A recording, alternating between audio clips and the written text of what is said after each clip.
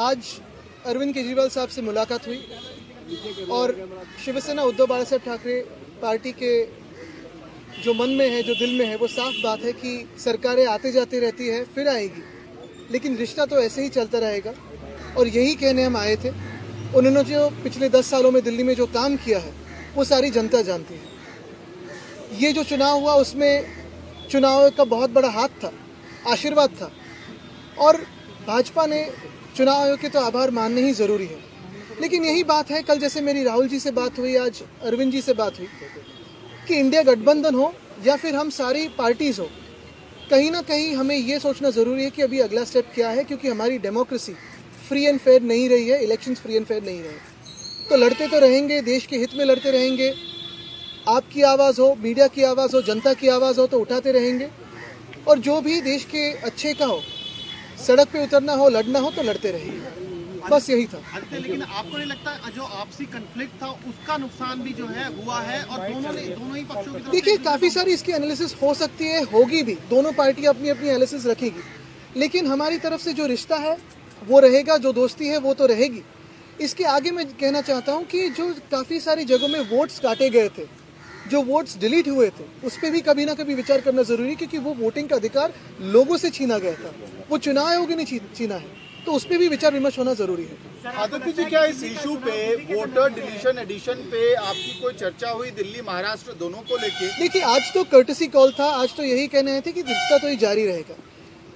जाहिर सी बात है, स्वाभाविक है कि जब हम मिलते हैं तो इस बातों पे चर्चा होती है। इसके पहले भी फोन पे भी हुई थी, अभी जो फोन टैपिंग करते हैं वो तो सुनते ही होंगे, तो उनको पता भी होगा कि हम शायद क्या बात कर रहे हैं।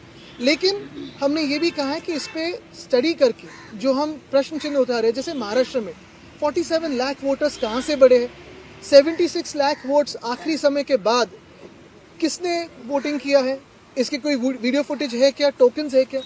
चुनाव आयोग इस पर बात करने के लिए बिल्कुल तैयार नहीं है। और ये सारी बातें अगर आप देखें तो हरियाणा हो, उड़ीसा हो, दिल्ली हो, मध्य प्रदेश हो, महाराष्ट्र हो, सारी जगह कॉमन है, ये एक पैटर्न दिखने लगा है। तो हमारे देश में आज फ्री एंड फेयर इलेक्शंस होते नहीं है, इसी का ये सबूत है। सर, कैसे टैकल करेंगे इस सिचुएशन को? अगर आप आरोप इलेक्शन कमीशन पे लगा रहे हैं तो फिर टैकल कैसे करेंगे, क्योंकि वही मेन बॉडी है? तो टैकल करने के लिए तो हम साथ में हैं और लड़ेंगे, क्योंकि ये देश हित की बात है।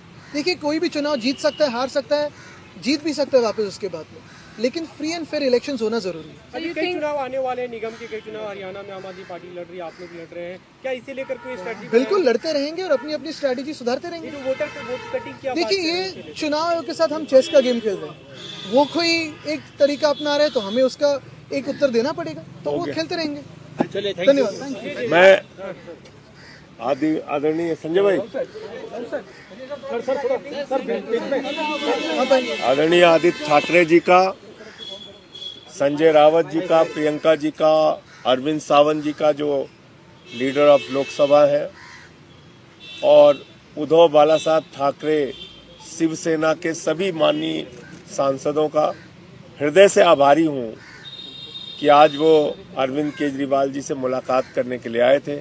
इनके प्रदेश अध्यक्ष मंगत राम मुंडे जी भी थे, और ये बहुत अच्छी बात है कि परिणाम की चिंता किए बगैर